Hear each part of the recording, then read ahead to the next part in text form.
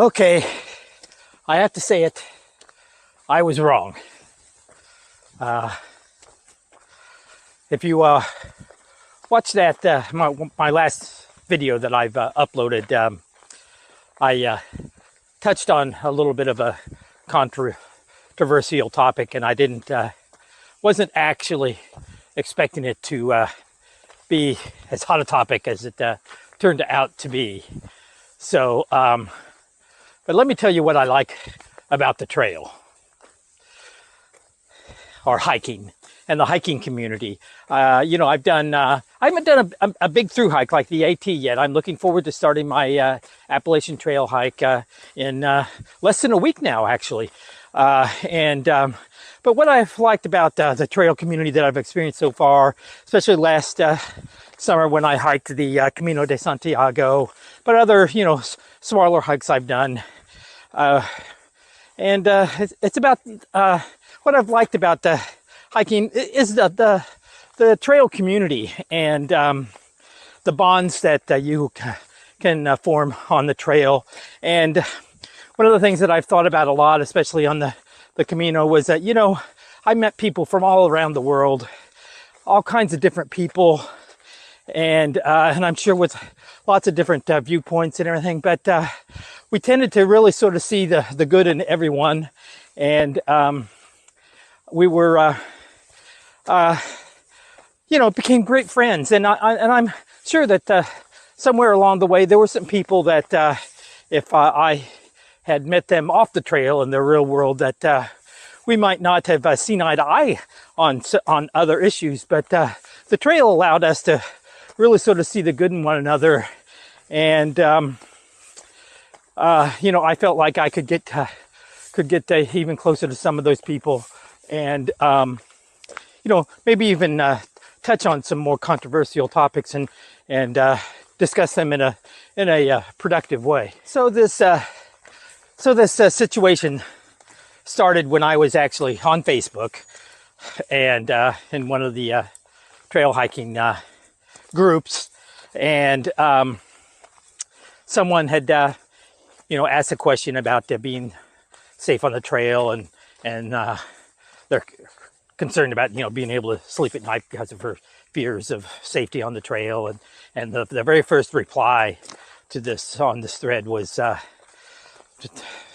well, you know what? I don't even want to mention what the topic was, because I don't want this conversation to head off in any direction. But I was caught up in this thread, or I was reading it, and then I eventually got not really caught up in it. I only left a couple of comments, and they were mostly what I thought were humorous comments.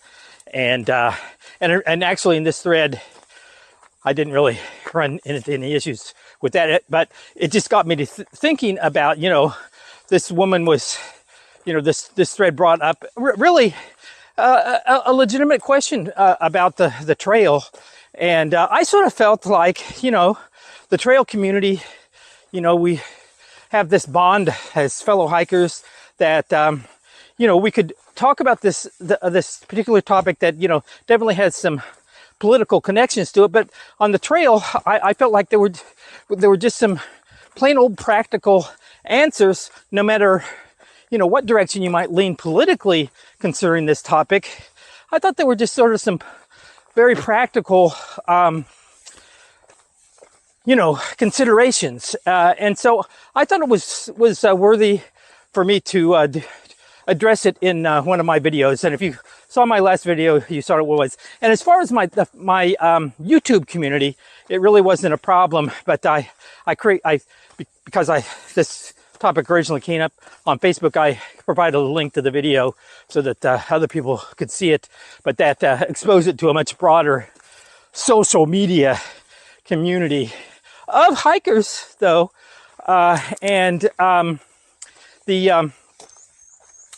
Well, frankly, it got ugly pretty quickly. Started off not too bad.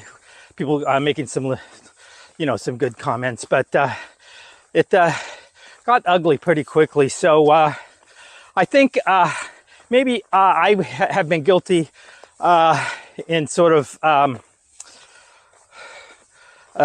guilty of sort of glamorizing the trail and the trail community, and you know, expecting more from it than, you know, the community as a whole, and that's a shame. And I'll tell you why. Because, you know, even though my YouTube video was not intended to talk about politics in any way, just practical practical considerations about the trail. And but one of the things I really sort of miss years ago, in recent years, the last decade or so, it's been really difficult to have civil conversations with people when you are talking about a political issue. And that's a shame, because, you know, I remember not long ago, maybe a couple of decades ago, I had some really good friends and family, members of my family, who didn't always agree with me about, you know, certain political topics. But, you know, I really enjoyed, let's see which direction I should go here. Let's go this way. I really enjoyed talking with them and debating these issues. And it was a lot of fun. And frankly, I learned a lot from it. You know, just because somebody disagrees with me doesn't mean they're stupid by any means. And it doesn't mean that there's not something I could learn from them. And so I enjoyed having these kinds of conversations. And they went well because I think all of us, you know, respected one another. And I know that I acknowledge their intelligence and their well-meaning perspectives. And it was something that I enjoyed a lot. And it seems like you really can't have those kinds of discussions so much these days. So it got me to thinking, you know, why is it so hard to have a productive conversation with people these days? And, you know, for a lot of people, it's even with their families and close friends.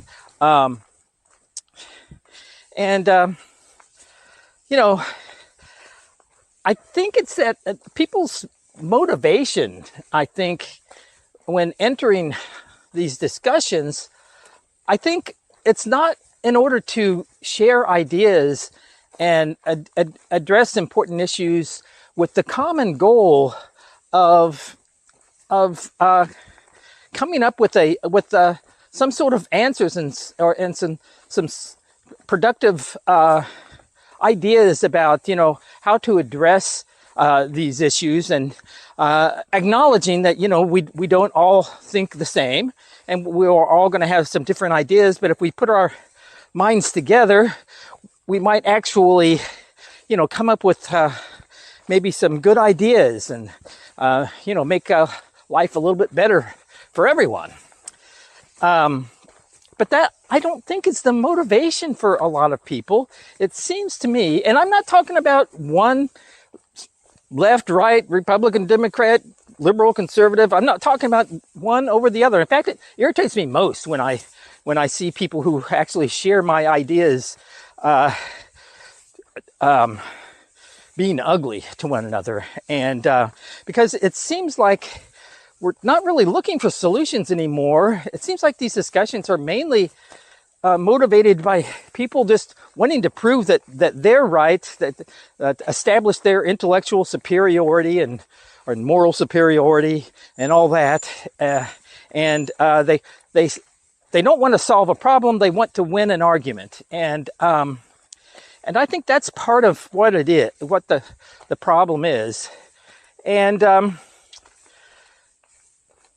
the bottom line, but the way I look at it is, you know, you're not going to change anybody's mind by insulting them, you know, and And that's the way a lot of the political discourse seems to be going these days. And they're not really even addressing the important considerations on a political topic, but just you know, trying to point out how somebody who thinks differently from than they are, that how you know, ridiculous and uninformed and stupid that person is. And like I said, it goes both ways. You know, like I said, I am really disappointed when I see someone who actually believes the same way I do, you know, just saying ugly things about anyone that might believe differently. And that's one of the things that on the trail, you know, when you're not, and I think it's because really we've just avoided those topics on the trail. And you, when you do that, you get to realize that, you know, these people are good people, that just everybody, I think, really means well. Everybody is, you know, really believes they're doing the right thing and that they're doing good things. And I will tell you that I know several people that, you know, don't believe with some of my beliefs, my political beliefs, but I know that they're good people. And I know they go out there and they do good things. And they're not stupid. And in fact, some of them are actually quite intelligent. So, yeah, I think that's what the problem is. And I think, you know, if I'm going to address that issue, and this is not really a political issue, this is about humanity and the human nature. And I think part of the problem is gets back to human nature. And there's something that I read about a few years ago called the Dunning-Kruger effect. And to explain that, I really sort of need to do a little chart. Some of you might be familiar with it, but for those that aren't, I think I'm going to go back to my hotel room and get out a piece of paper or something and create a little chart to finish this discussion, because I think that it's something that is important to talk about. And I think the state of things right now for the trail, you know, from now on in my YouTube and when I'm on the trail, I think the smart thing to do probably is to simply avoid any kind of controversial topic, no matter how well-meaning it is. And unfortunately, no matter how practical, you know, the discussion might be related to the trail. Yeah, so let me get back to my hotel room. By the way, if you don't know, if you haven't been following my blog, I'm in New Zealand right now. In fact, tomorrow I'm going to have a really fun hike on a glacier. I'm actually going to be taking a helicopter up to one of the glaciers here and spend the day hiking through the glacier. So I'm hoping to get a nice video of that. And then that'll be one of the last things I do before I head back to the States and start my hike on the Appalachian Trail. So that's just a few days away. So, but right now, let's get back to my hotel room and let's talk about the Dunning-Kruger effect. You know, before I get back to my hotel room, I just thought of an interesting piece of data, some statistics that kind of supports what I'm going to be saying with the Dunning-Kruger effect. The statistics are that I guess someone did a survey, and I think it was at least 80%, if not, you know, 90%, or, you know, a percentage even higher than that. 80% of the people or more surveyed felt like they were smarter than the average person. Now, you know, average means 50% of the people are on one side and 50% of the people are on the other side. So if 80% of the people have those feelings, well, obviously the math doesn't seem to work out. So, but that's human nature, I think. It refers to human nature. And the Dunning-Kruger effect actually applies to, will apply to no matter where you are on the intellectual spectrum, your IQ or whatever, however you want to measure your intelligence. The Dunning-Kruger effect will addresses everyone And also, no matter what your political leanings are, left, right, up, down, whatever, addresses everyone. It's about human nature. Okay, so I am back in my room, my hotel room now, and unfortunately, the paper and pen provided by my hotel is not great, but I'll do the best I can using this little piece of paper here and a pen to illustrate this, and hopefully this will work out well in my video. But the Dunning-Kruger effect starts with a graph, typical graph, just like that. And the vertical line represents confidence. Confidence. My handwriting is not so great, but that says confidence right there. Okay? And then this line, the horizontal line, represents knowledge. Okay, so confidence and knowledge. Okay, so here's point 0. Now, what the Dunning-Kruger effect suggests is that human nature, what the study has shown is that when they've measured people's level of knowledge and their confidence on various topics, they've noticed something very interesting, that as soon as somebody starts to learn a little bit about a new topic, they discover something, all of a sudden they feel really good about it, and they have an epiphany, and this causes them to really have a high confidence. So when they're first learning something about a new topic, their confidence tends to shoot way up.